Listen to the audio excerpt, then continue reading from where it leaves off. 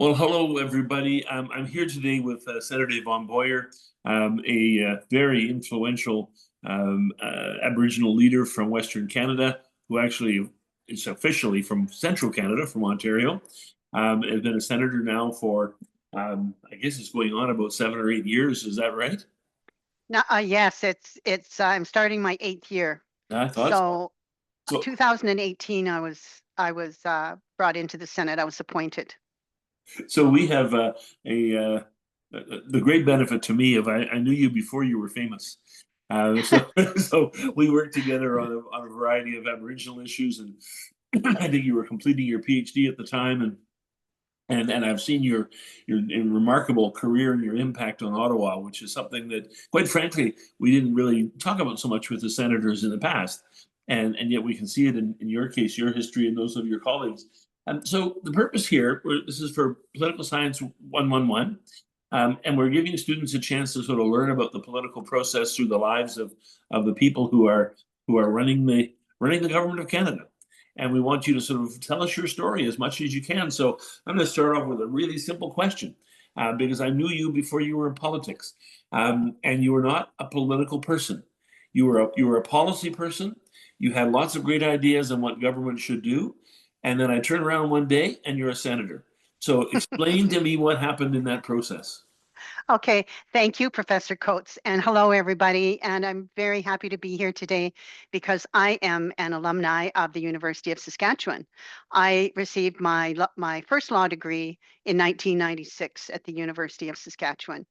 And for me, it was kind of, I was a single mother. I started law school in 1991 at Dalhousie University, and I was pregnant with my fourth baby. So you can imagine what my life was like. So the day that I graduated, and I didn't mean to get off on this story, but I have to tell you a little bit about how I actually got here, and this is part of it. So I never failed a class. I always got the other side of 50, and I had four children. I had Jade, my youngest, and while I was going to law school, and my next one was 6 years old. So I would drag two of them with me to law school, and I'd be nursing Jade, and the other one would be having her little lunch kit with her crayons and things like that, and she sat quietly. And and so the day that I graduated, I I I was scared. I was scared that I really wasn't going to do it and that I was on the stage and I was gowned up and I thought, well, if I'm gowned up, they gave me a gown, I surely am going to get the degree this time. And then I saw the dean and I didn't want to make eye contact with him. And then when they called my name, I basically shot across the stage, grabbed the degree and ran because things like that, like it was a lot of work, but I Yeah. didn't think I could ever do it. And that's the Wow. point where it was a turning point for me. Yes, I can do it.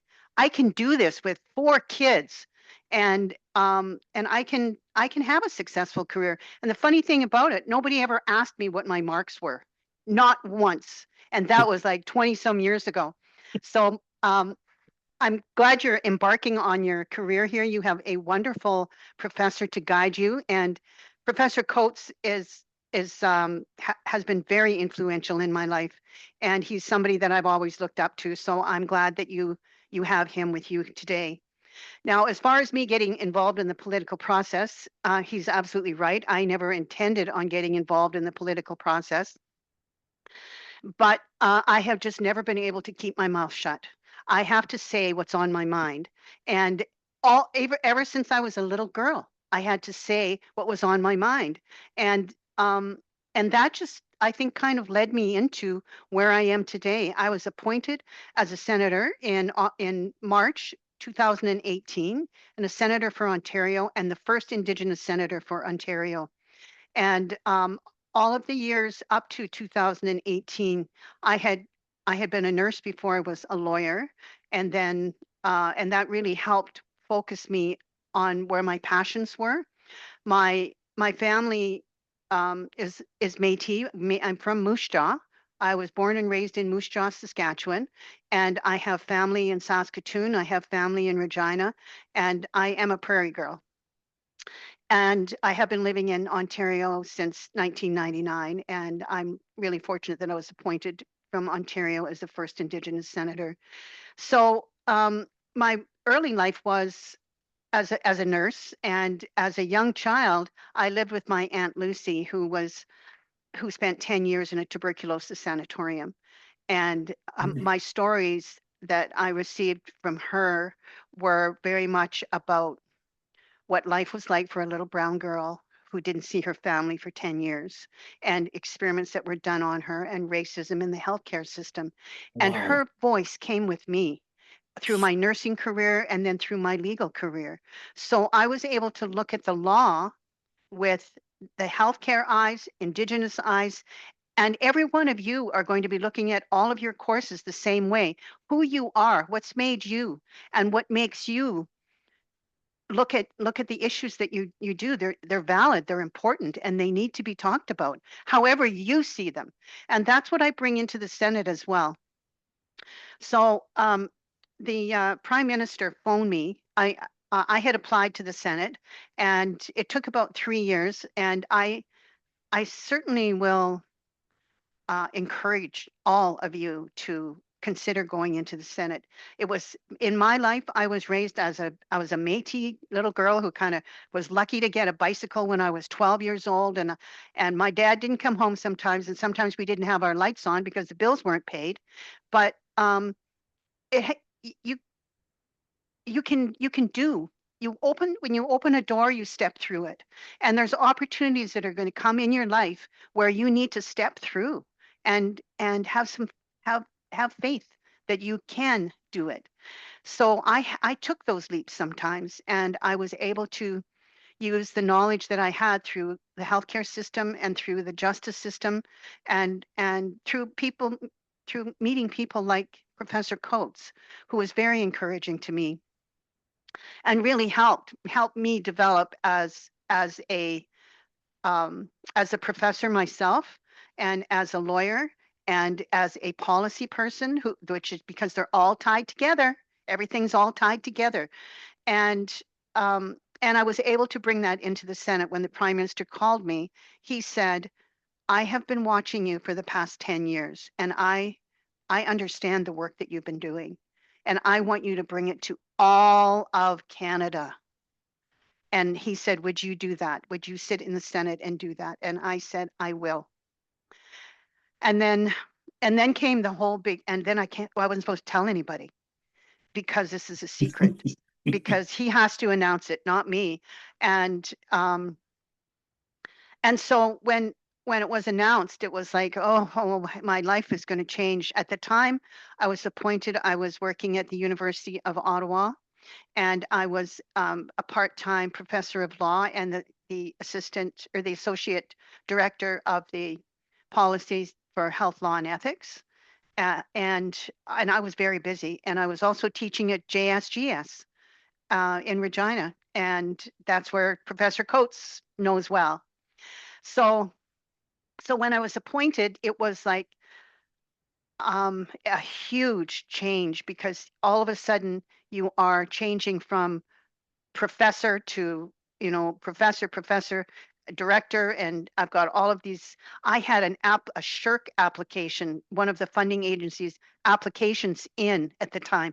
I believed I was going to be getting a ton of money to do this great research that nobody had ever done before, and I was so excited about it. But then when I was appointed to the Senate, I had to stop that because I now become part of the government.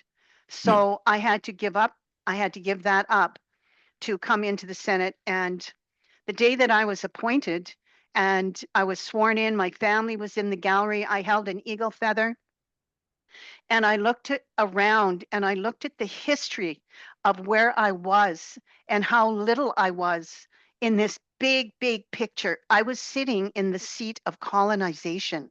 This is where it all happened. And I was blessed to be there. And I was so privileged.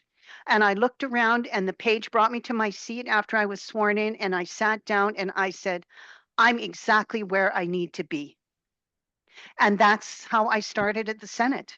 And there was no political process. There was, when you become a senator, there was the conservatives and the liberals at the time, or the liberals had just been disbanded, so that was the conservatives and independents, and they all want you to come with them and be part of their group.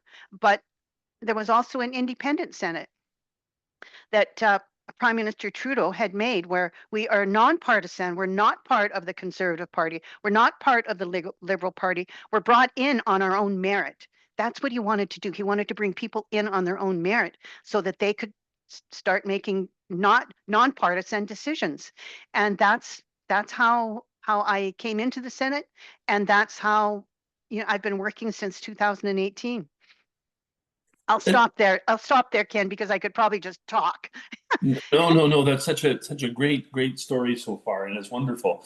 When I watch senators, actually have four friends who now people I've known for a long time, who like yourself, who are in the Senate and doing interesting kind of work, and you also sort of watch different senators over time, and what separates one from the other, one group from the other, is that there are senators who go in because they kind of like politics, they want to be part of the government apparatus, or they want to just see how Parliament works, that sort of thing.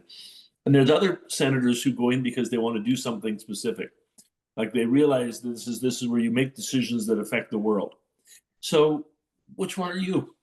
And if you I know which one you are. You're in the second group. And you know, what was the agenda? What was, I don't mean an agenda in a bad way, but you went there because you thought you could make a difference. And what was the area you thought you could make a difference? Okay, thank you for asking that question. I touched on it a wee bit, and I talked about being a nurse before I was a lawyer. So before I was appointed, it was 2015, I received a call from Betty Ann Adam of the Star Phoenix in Saskatoon, who said to me, I have two Indigenous women here who say they've been sterilized without consent at a Saskatoon hospital, and we'd like you to do an external review of our tubal ligation policies. And I said, I've commented. I did several interviews across the country about this, and the Saskatoon Health Authority asked me to do this external review, and I said I would, and said that the elders had asked me, and because the elders had asked me, I said, yes, I will do it. But I'll do it on three conditions. The first one is that the public will have to know about the report. Whatever it says, it's got to be public, or I won't do it. The second one is I need to have somebody to work with that I can work with. And I picked Dr. Judy Bartlett, who was a Métis physician who had been working in the hospitals as well. I was an operating room nurse. I knew the coffee culture. She knew the coffee culture in the hospitals. So we had a deep understanding of what healthcare was like, and how racist it is towards Indigenous people. So, and the third one was that I said, I need the resources that I ask for, and I won't be unreasonable. And they agreed to all three.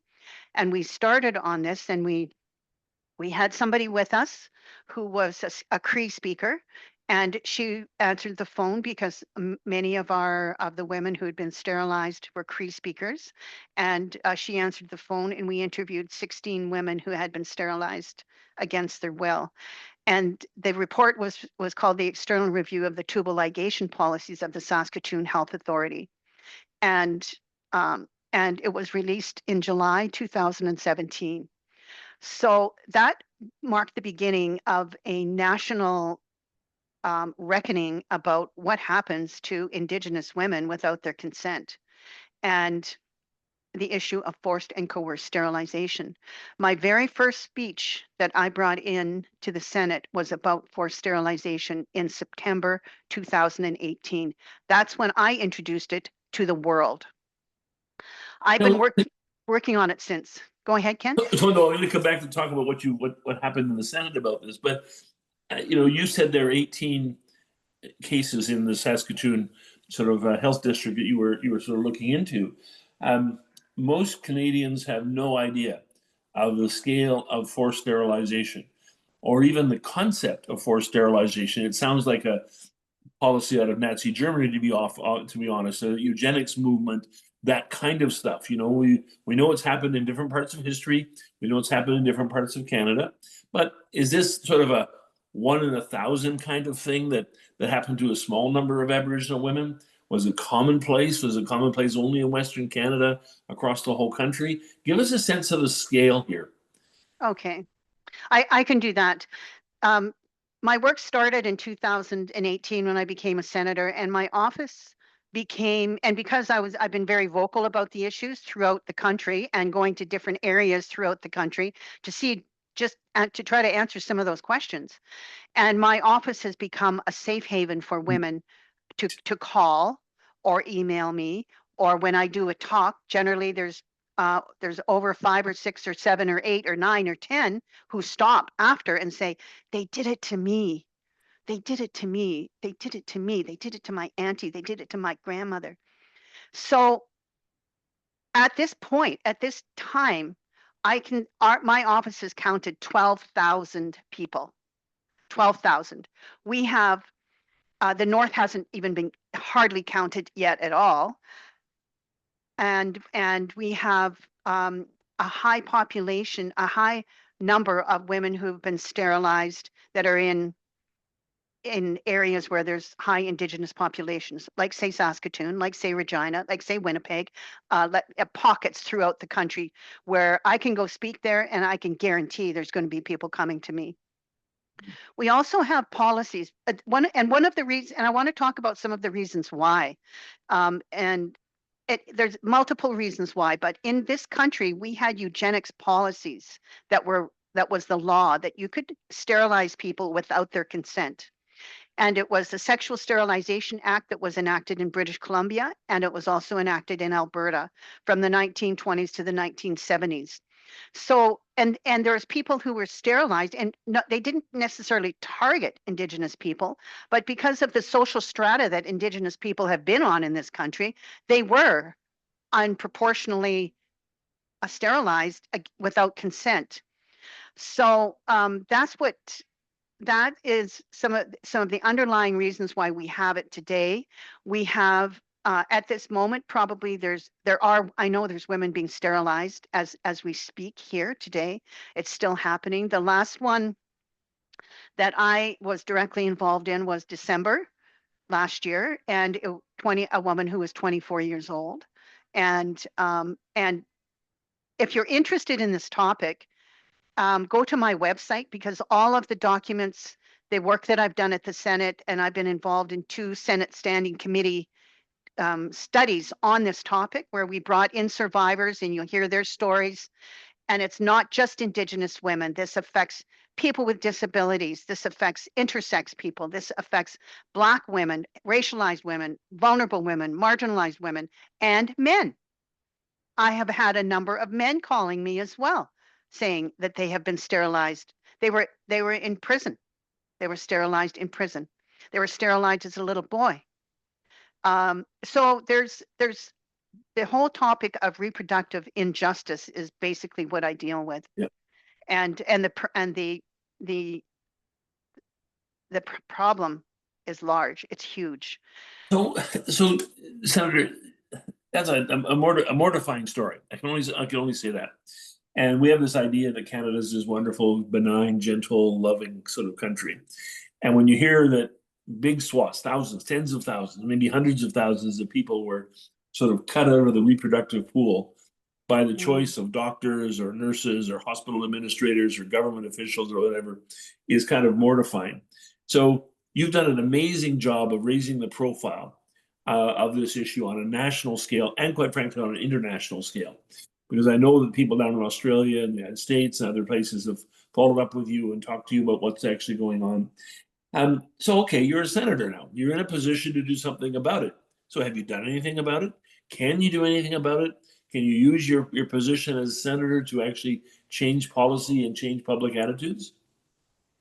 Okay, so I have never worked for the government. When I became a senator, I had no idea of the bureaucracy that government people have to deal with, other than me, you know, putting in applications for funding. And that was the extent of my experience until I got inside. And then first thing I thought of, well, I'm just going to go bug some ministers and we're going to just solve this problem. Here we go. So I met with the ministers who were wonderful people and very caring. And I'm saying, well, we've got, issues of forced and coerced sterilization out there, but like, let's solve this problem. And they basically said, well, okay, yeah, okay, so here's what we're doing here. We're meeting with the NAOs, we're doing this, and we pulled together these workshops on racism, and you can be part of it, and this and that. So it took me maybe about a year to really figure this out, that they can't just go out and do what I tell them to do, because their hands are also tied. They have their rules that they have to abide by. And so my big question to them was, get the survivors to tell you what to do, how to do it. I can't tell you. Survivors, talk to the people that have been through it, and they're going to have the answers for you on how to fix this.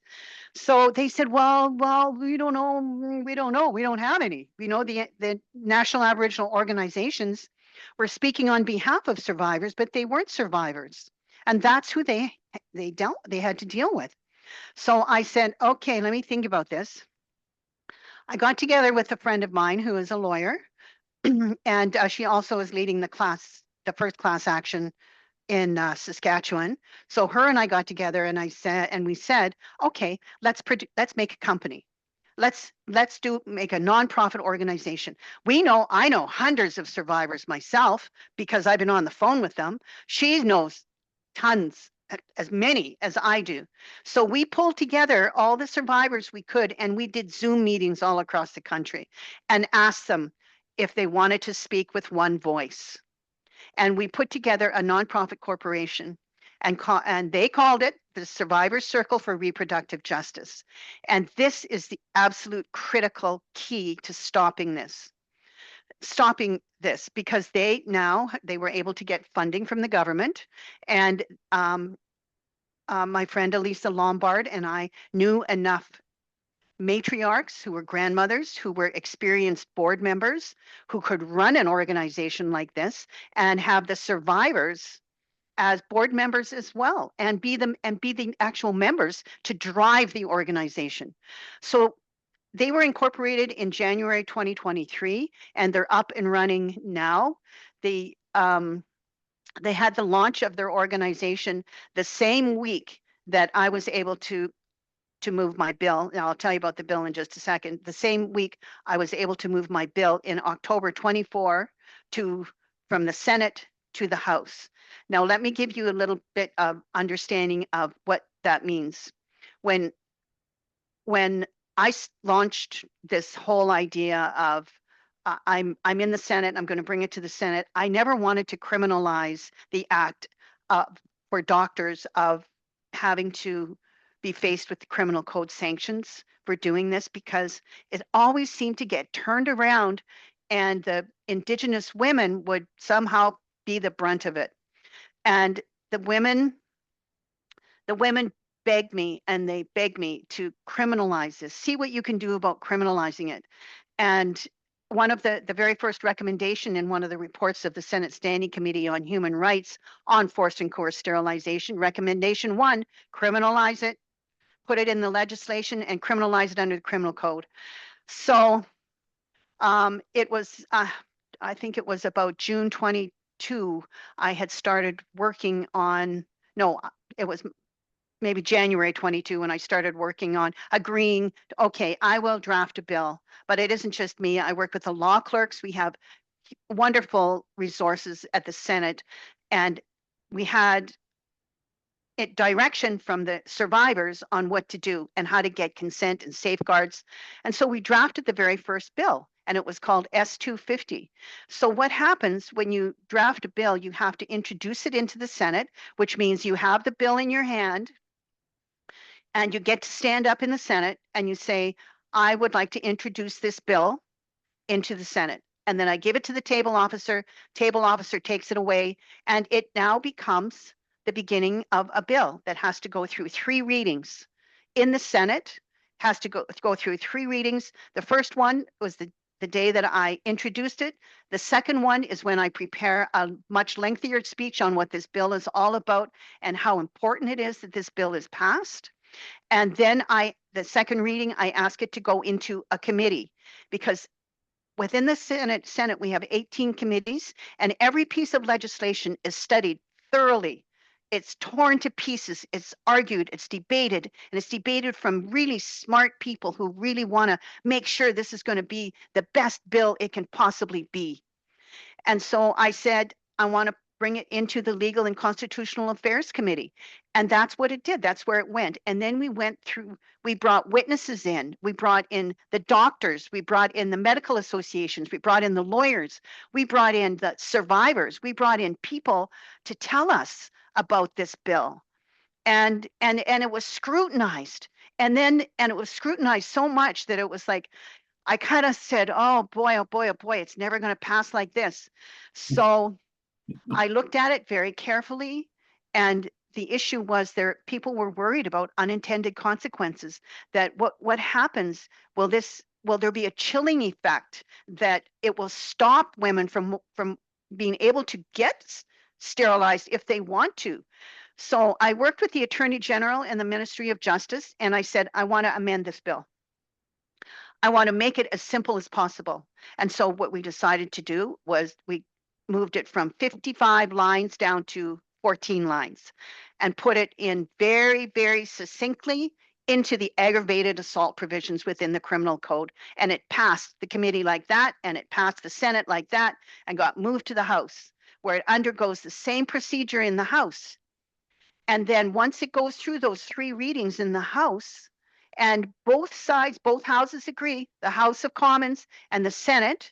The House of Commons is the elected officials from your areas. Everybody will know who their MP is because they come knocking on your door at election time. And then there's the Senate, who there's people like me who are appointed until they're 75 years old. And we're called the Senate of sober second thought. And we're the ones who would look, the houses would come from, the bills would come from the House. We would look at it and give it a sober second thought. But we're having a bill from the Senate that goes over to the House now for scrutiny. So that both houses have to totally agree on every single word, before this bill becomes law. And then a process happens called royal assent, and then it becomes law in Canada. And that's where it is right now. But there's just one more thing that happened there. That was October 24 that I've just described. So then we had prorogation, which means that the government said we're going to stop things right now and just take a reset. And then the Parliament dissolved for an election, and we had an election. So we had a long period of time there where the bills just sat. So because my bill didn't have first reading in the House yet, and when we started up after the election into the 45th Parliament, my bill had to come back and I had to do it all over again. And that was tough. That just happened. I just finished doing that like a week ago, and I'm exhausted. I was telling Professor Coates that this week I'm taking some time for myself, and because it was a lot of work to do it all again. But I feel very fortunate that I was able to do it, and I feel very privileged. I'm in this position that I can have the possibility of making law in Canada that's going to make a difference and stop women and men anyone from being sterilized without their consent. That's only just one part. That's a remarkable achievement. And I just want you to sort of, because you're not very good at blowing your own horn, so I'll do it a bit for you. Private members' bills rarely get through the House of Commons and the Senate. So you can either, a parliamentarian can do this, you can do it as a member of the House of Commons, and you can come in as an NDP member or a Conservative member and start a private member's bill. Very, very few of those ever get through. They sometimes get through first reading or second reading, but they almost never become law. I think senators' private members' bills are even more rare. They very, very rarely get through. So what did you do that got yours through? Because we've now got something to watch for. So the students in this class should watch over the next little while to see this actual incredible piece of legislation become the law in Canada. But so what did you do that made this one work? You know what I think I did? Basically, it's been all about relationship building and having people understand what this bill is all about and how it affects every single person in the room, in any room I'm in. and not just with Indigenous people. It's with we when I did my third reading speech a couple of weeks ago, a senator got up and said that and told her story about being sterilized and having her whole uterus removed without consent. Oh, And she hey. was Black. Okay. So we know that this affects everybody. And people that I'm talking to today, there's people in this room that it's affected too. And you're welcome to call me. You're welcome to call, and I can connect you with resources and people that care. There's people out here that care. What I've done, I believe it's an issue that affects everyone. It's Yeah. not just a liberal issue. It's not just a conservative issue. It's not just a bloc issue. It's everybody's issue, and And, that's why it's got support all the way around. And well, also, it's people care. People don't want to see this happening. yeah. Well, congratulations. I mean, if that's the signal and greatest achievement of your career, that's more than the vast majority of senators ever sort of accomplished. So, congratulations. So, I want to go back to a little bit about more generally about your role as a senator, Hmm. because the House of Commons question periods on the TV all the time, and people yell and scream at each other, and they clap and they cheer and they throw in insults. We rarely see any kind of televised hearings from the Senate.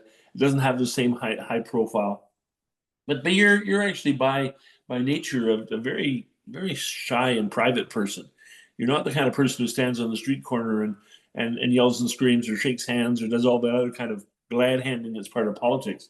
What is the hardest part of being in Canadian political life? When you think of the work, how your life has changed from when you were back, you're a university professor. At one point, you're a Canada Research Chair.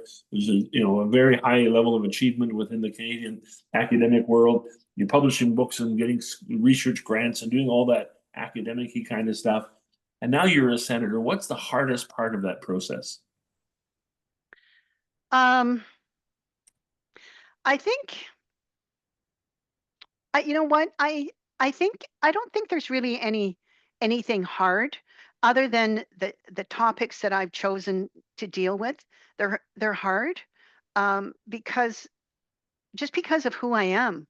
I mean, I was born into this. I was born into dealing with tough issues, and I can't say it's hard, but it does take a toll when when you hear about something that you didn't know about. For instance, um, I received a call from an ex-judge, actually. And this person called me and said, I have knowledge of this particular hospital in the north that has a policy called nipples to knees. And what that means is that if an Indigenous woman goes in for surgery anywhere between on any part of her body between her nipples and her knees, she is sterilized without her consent or knowledge. And so that's the hard part. These are hard things. Um, it's almost as if like I have my ancestors taking care of me, and Mhm. it's like because I'm because of what I do, the topics that I deal with are hard. There's another bill that I do want to talk about that I sponsored when I first got into the Senate, and it's the bestiality bill. And what that means is that it's a bill that was very it outlawed animal fighting and animal sexual abuse. So it was a change to the criminal code, and this was a very difficult topic as well that I chose because I wanted to learn how to pass a bill. I wanted to learn how to pass a tough bill. And nobody wanted to touch it. A bestiality bill, who wants to deal with that? But from my perspective and from what I have learned as an Indigenous woman, every animal is, we have a relationship with every dog, every animal that's put in that fighting ring. We have a relationship as sentient beings. And that's the how I I my speech was about that, about these are our brothers and sisters that we have to protect. And so it enabled me to be able to take a very focused look on how to stop this bestiality and because the law had never been changed. It was incredible, and I learned so much about the law, that about the criminal code that is not updated. Um, and there was a whole lot of animal welfare people that I was able to talk to, and it expanded the cruelty laws to cover um, sexual relations with animals and humans. So, and people that do that are put on the sex registry, and it also pre- stops. I mean, it stops animal fighting. Like it used to be bear baiting and bull baiting, and they were common, but they were replaced by cockfighting and dog fighting. So now that's all stopped because of a change to the criminal code. So there's other things too. I mean, I would pick things that are really tough to talk about, but I would do it respectfully. It Mm. has to be. It's out there. Nobody wants to talk about it, but it's out there. And I worked with some really incredible people and learned how to get a bill across the board, how to make law.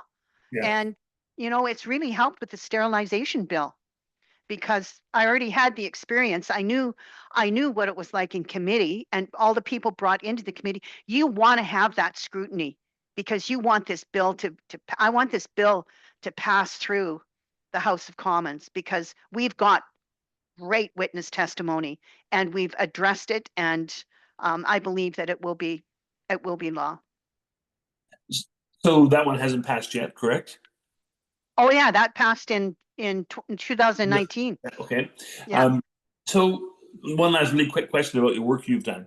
Um, one of the last times we had a long conversation was with on the phone with Kim Pate, who was Yeah. one of your colleagues in the Senate, and the issue there, she's a passionate, well-known defender of poverty initiatives and trying to do more about poverty. Just give us a 5-second version of sort of what the issues there are that you're fighting for. Well, I've worked with Kim before I became a senator as well, and her and I do issue deal with issues that are in prisons, and I've gone to many prisons with her, and and the whole concept of there's no justice for women who are incarcerated, and I think it's last I heard it was a 48% rate of Indigenous women in prison. 48%. Like it's terrible.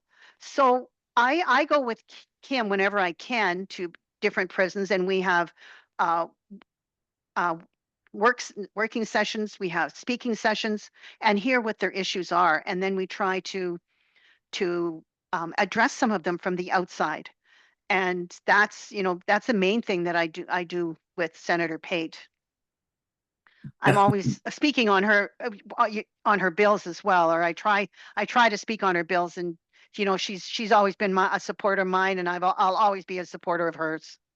Well, to be honest, the two of you are forces of nature. So once you start speaking and working on things, they tend to happen, which is quite amazing to watch. So one last question, and this has been absolutely fabulous. It's everything we hope for and more.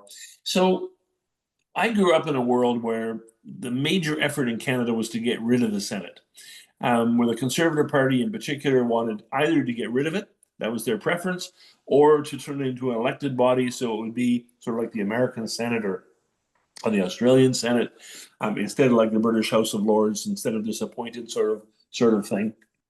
Um, you talk about the Senate as a very real and very important part of the political life of Canada. So, do we need a Senate? Yes, we need a Senate. Um, Senator Murray Sinclair, before he went to the spirit world, talked about the Senate being the council of elders, the council of wise ones, the ones that bring the sober second thought. So we have 300 and now it used to be 354 um, elected members of parliament in the House, and in the Senate we have 105 senators. So the House of Commons, they're speaking for the people. They're out there talking to their constituents. They're knocking on the doors. They are representatives of their people. Their jobs are so intense and so high keyed so highly. And ours are the ones that will sit back and we'll take that sober second thought and we'll look at the legislation and we'll debate it very, very carefully, and we'll bring our witnesses in. When we did the medical assistance in dying bill, we had pre-studies, and we often do pre-studies before the bill actually gets to us, because that gives us an opportunity to really understand and hear from witnesses, because every bill that comes before us, it's going to get scrutinized. And there's been many amendments made that have gone back to the House that they say, hey, we never thought of that. And that was a great idea. So then the two houses agree and we get even a better bill.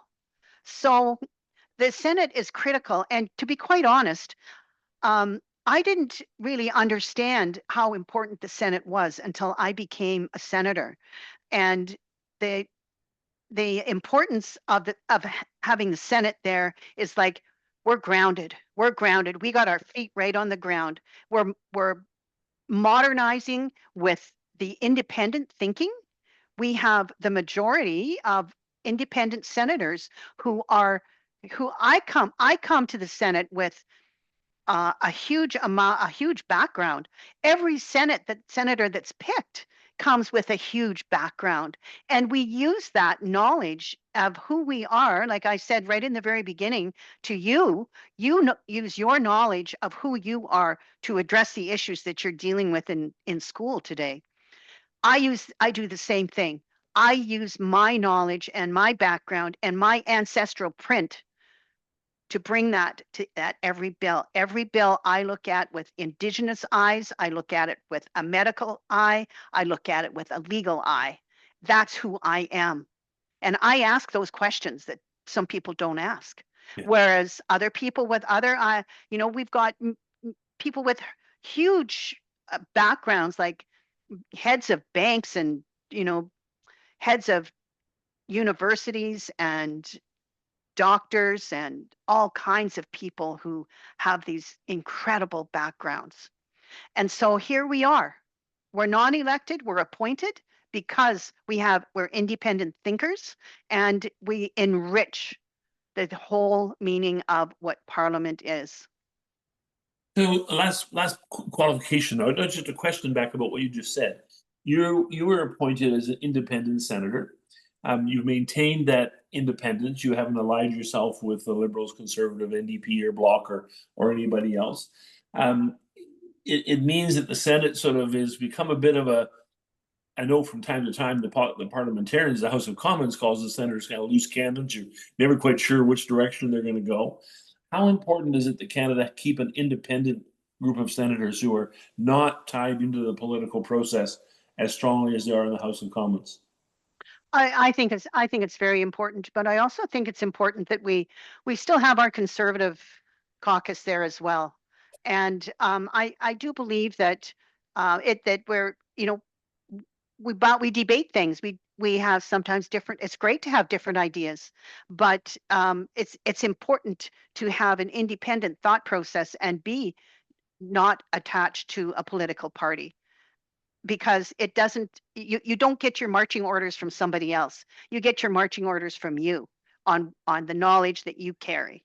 So that's why I think that is so important.